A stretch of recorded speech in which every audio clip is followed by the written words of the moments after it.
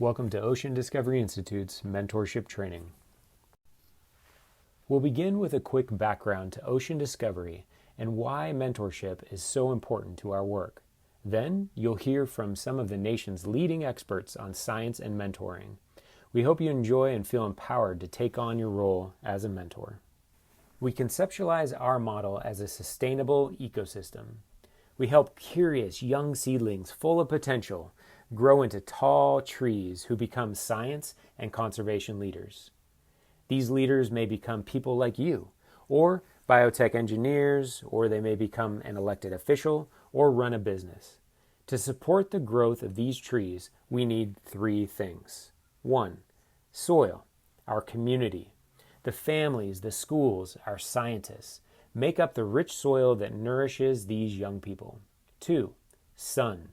Our core ocean science programs provide the sunlight or the energy that makes growth over time possible. 3. Rain. Our diverse network of donors and supporters act as clouds, provide the rain and the resources needed for kids to grow. Collectively, these students believe that science is something they can do and a scientist is someone they can be. Achieve in science and think critically, and lead in science and conservation to make a difference. You'll notice that mentoring is one of the sun's rays. Mentoring is critical to developing science and conservation leaders, yet students in underserved communities often lack mentorship. To address this, mentoring is integral to our model. This is where you come in.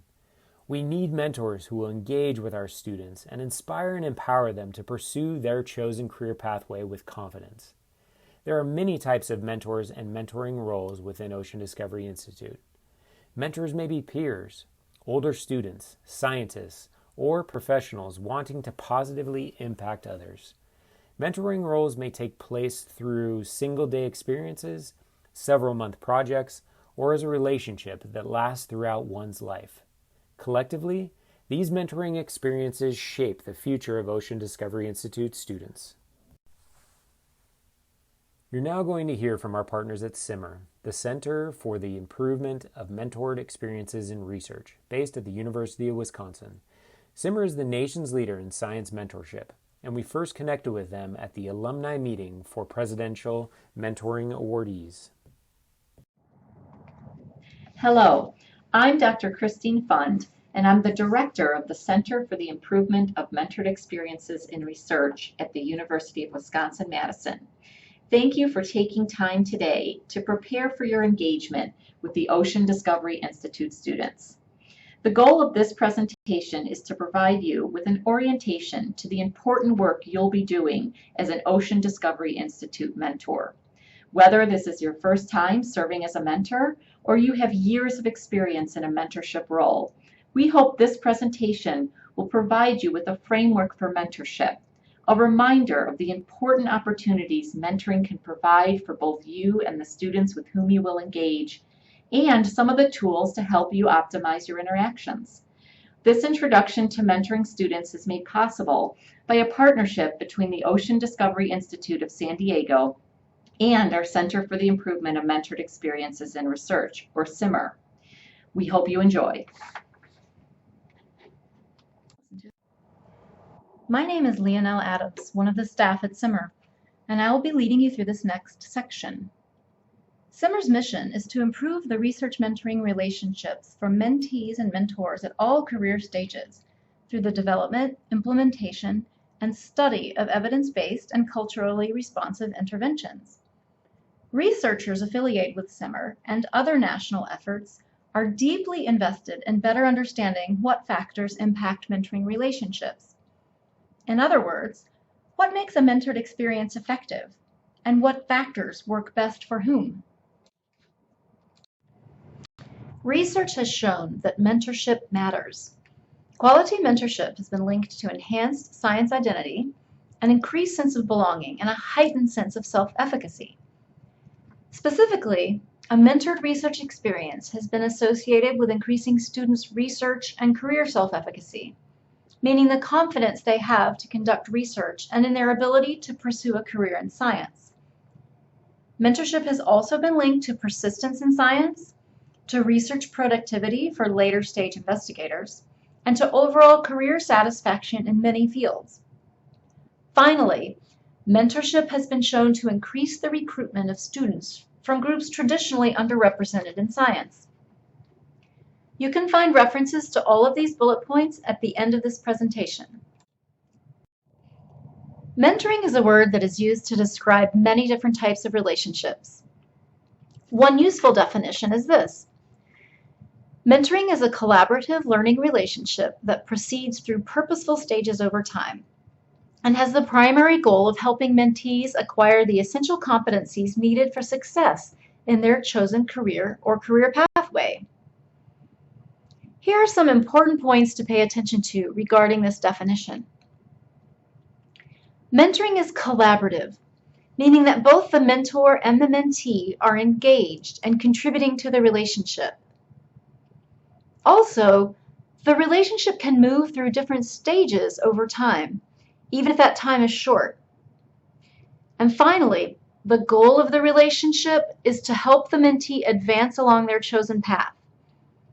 Even if a mentee is young and simply exploring areas of interest, a mentor can help them to effectively explore and learn along the way.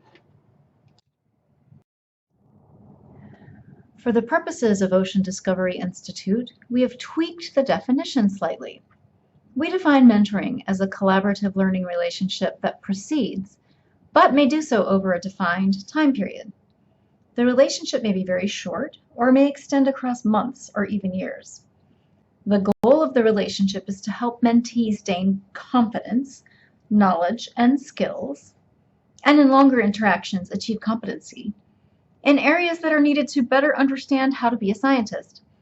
The relationship may help them along the way to a career in science, if that's what they choose to pursue. So how is mentoring, according to this definition, different from other activities such as advising, supervising, or teaching? Let's consider the example shown in which a student mentee is being encouraged to complete an activity, such as a research experiment, a worksheet, or a drawing. Someone playing the role of an advisor might say, "I think it's a good idea for you to finish this worksheet." A supervisor could say, "Please get this worksheet finished on time." As a teacher, someone might say, "I believe I've taught you what you need to know to complete this worksheet. Let's see what you've learned." However, a mentor could say, "Why do you think it might be a good idea to finish this worksheet? And what will you gain?" While these differences may seem subtle, they are an important illustration of how effective mentors work to find out what the mentee is thinking, what motivates them, and then works collaboratively with the mentee to help them advance their knowledge, skills, and practice. During your time as a mentor at Ocean Discovery Institute, you may have the opportunity to have a variety of interactions with students. At times, you will serve as a formal mentor, but there may be opportunities to just hang out in an informal setting. Even in those moments, you will be able to seize the chance to play a mentoring role. Don't underestimate the impact you can have simply by listening actively and offering encouragement. You may also shift roles at times, sometimes acting as a role model, other times a coach or an advisor. You may have experience with this if you have acted as a supervisor or faculty member or teacher. To learn more about these roles, see our list of references at the end of this presentation. These are all a part of developing a collaborative learning relationship with the Ocean Discovery Institute students. Social scientists have done a great deal of research to understand what factors drive a student's interest in a subject area and eventually lead them onto a certain career path. Research indicates that identity, background, and life experiences all influence the learning experience. In turn, the learning experience influences a student's belief that they are capable of achieving a goal and that it's worth the effort. These beliefs, within a given context, such as research, influence a student's interest and eventual persistence in a given area. Activities such as this orientation can help mentors better prepare for their roles and positively impact their interactions and impact on students. Going forward, our presentation will focus on the specifics of mentoring students over an extended period of time and capitalizing on your opportunity to be a mentor to Ocean Discovery Institute students by increasing students' science identity, developing their sense of belonging, building students' sense of self-efficacy in science, being culturally responsive, and assessing students' understanding of science. Mentors can play many roles in their relationships with mentees. Not all mentees need these roles fulfilled at any given moment, nor does a single mentor need to meet all of a mentee's needs.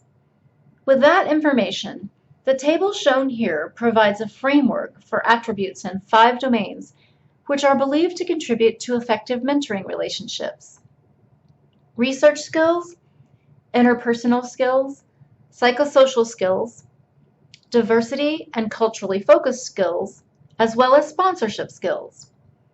In the remainder of this presentation, we will discuss the topics shown in red. All of these attributes have been shown to have a significant impact on the experience of mentees, especially those from traditionally underrepresented groups. Putting into practice the topics shown in this table makes for effective mentoring. First, let's focus on the psychosocial skills of science identity, self-efficacy, and a sense of belonging. As a mentor, you can play an important role in helping your mentees see themselves as scientists. You can help them see that things that they already do are science in action, and that they are acting as early scientists. Here we've provided a few specific suggestions for you to consider. You could ask students if they've ever figured something out, solved a problem, created something, tried something new. Remind them that this is what scientists do.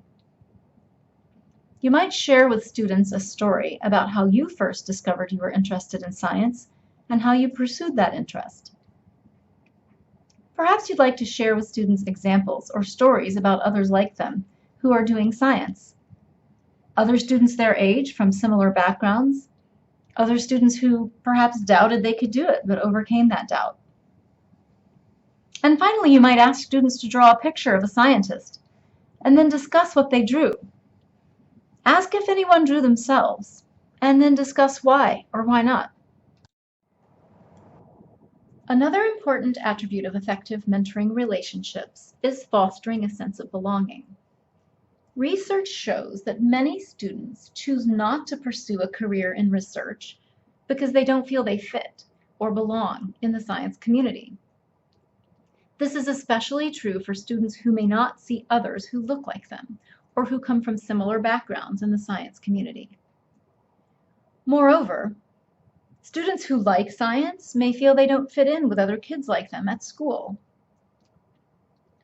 Shown on the slides are 8 concrete strategies for fostering students' sense of belonging at Ocean Discovery Institute, as well as in the larger science community. Get to know the students' names and the names they prefer to be called. Show photos or videos of young students across demographic groups doing science. Show photos of scientists who look like your students, and tell stories of scientists doing interesting work, similar to their Ocean Discovery Institute work. Tell stories of your own science experiences and relate it to what they're doing. Show images and talk about scientists working together. Stress that it's a team effort. Show images and talk about how science impacts communities, such as the ones they come from. When engaging with students during your programs, you can eat meals with them or participate in activities planned outside of the science day. Many factors contribute to a student's self-efficacy. That is, their belief that they can succeed in a given domain such as science. Studies have indicated that there are 4 primary sources of self-efficacy: vicarious learning, success experience, social and verbal persuasion, and emotional associations. This slide provides examples of how you can promote science self-efficacy in each of the 4 domains. Take a moment to think about how you might use some of these strategies during your work with students. For example, in the social verbal persuasion domain, try to find opportunities to tell students that you believe they can succeed in science. Another attribute of effective mentoring relationships is being culturally responsive. Many of the students at Ocean Discovery Institute are from groups typically underrepresented in science. Their backgrounds, lived experiences, and perspectives may differ from your own. Think about your own cultural experiences and how they have shaped who you are, and acknowledge that your cultural beliefs, worldviews, and identities influence how you engage with others.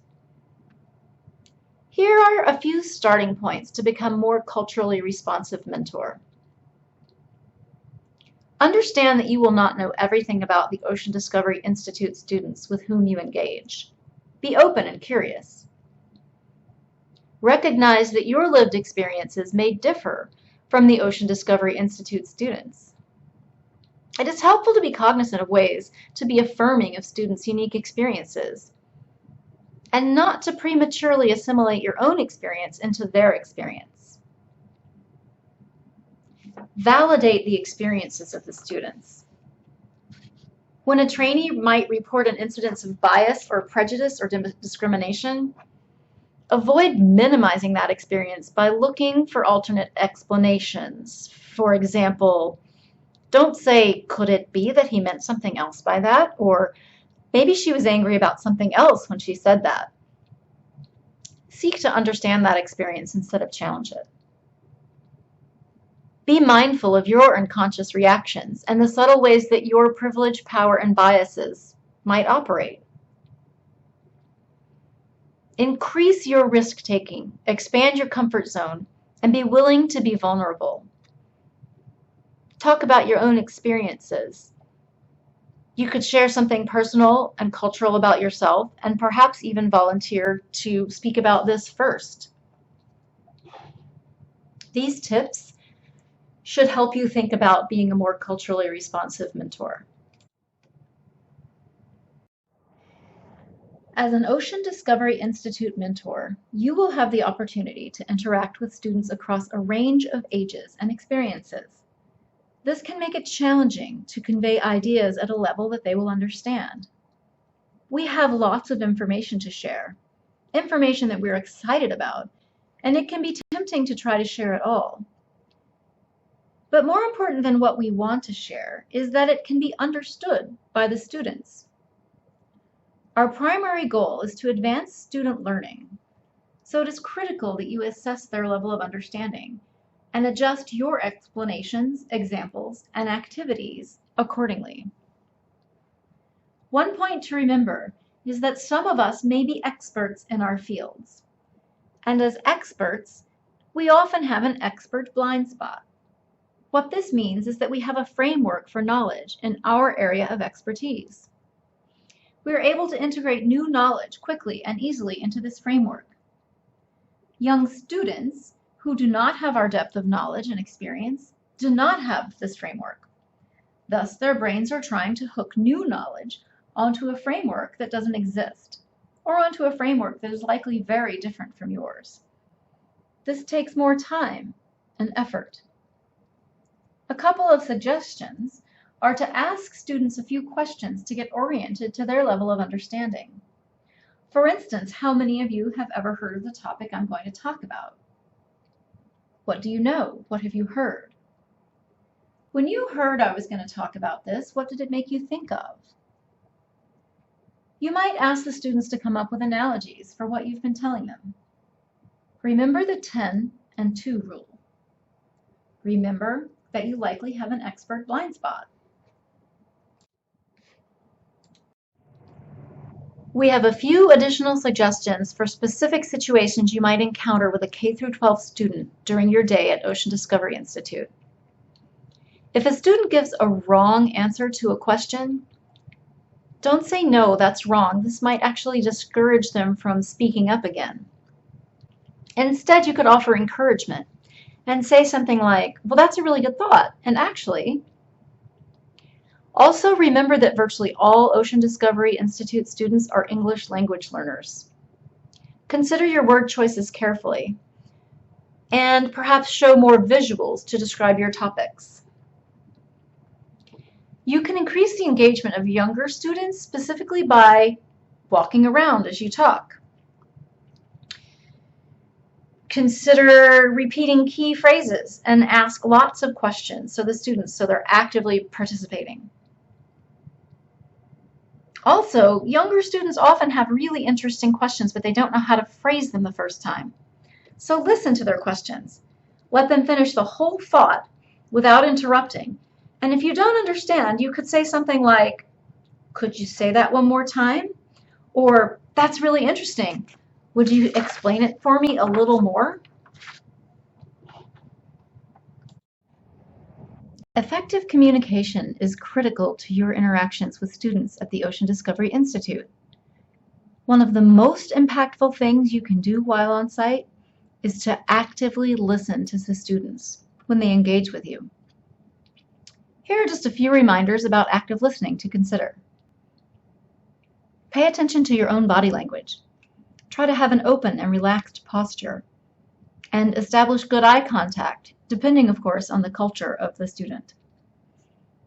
Nod or use other affirmations as you speak. When you're working with a student, avoid distractions. Close your computer and put your phone away. Move to a quieter location if the room is too noisy or active. One trick is to pay attention to what the student is saying instead of crafting your own response while they are still talking. You can verbally reflect back what the student has shared, using phrases such as, so it sounds like you're saying, or what I hear you saying is. You might ask open-ended questions to draw out more information. And finally, if you truly do not have time to actively listen, let the student know that you're not available to talk at that time, but will follow up when you can. And then actually follow up. As someone who will be working closely with the students, you will have the opportunity to establish a trusting relationship with many students. It is critical to remember that it will take some work to establish that trust. Here are a few key points to keep in mind as you build relationships over the next few months. Reach out and initiate conversations with the students. Learn the names of the students with whom you interact. If you make commitments, follow through on these commitments that you make to the students. Don't discuss conversations you have had with one student or a group of students with other students. Invite students to talk with you individually if they're not comfortable talking to you in a group setting. Try to listen without judging. Encourage questions of any type and tell the mentee that there is no such thing as a bad question. Take time to learn culturally appropriate ways of interacting with your mentee and help your mentee interact appropriately with his or her peers. Ask students and staff for feedback on your mentoring and apply their constructive feedback to your approaches. To close, we will leave you with a summary of ways you can optimize your mentoring practices. Work to increase student science identity. Help them to see themselves as scientists. Remember to develop students' sense of belonging. Demonstrate they are part of Ocean Discovery Institute's scientific work. Build students' science self-efficacy. Use a variety of practices to encourage their success. Be culturally responsive. Be aware of your own worldview and recognize that it might be different than your students. Make a point of assessing students' understanding of science and to try to meet them where they are. And always listen actively. Try to avoid distractions and seek real understanding. We would like to thank Dr. Christine Fund, Leonelle Adams, and the team from the Center for the Improvement of Mentored Experiences in Research for contributions to this presentation. We thank the leadership from Ocean Discovery Institute for leading this effort and for contributing to the creation of this presentation. For more information on mentoring, please see www.simmerproject.org.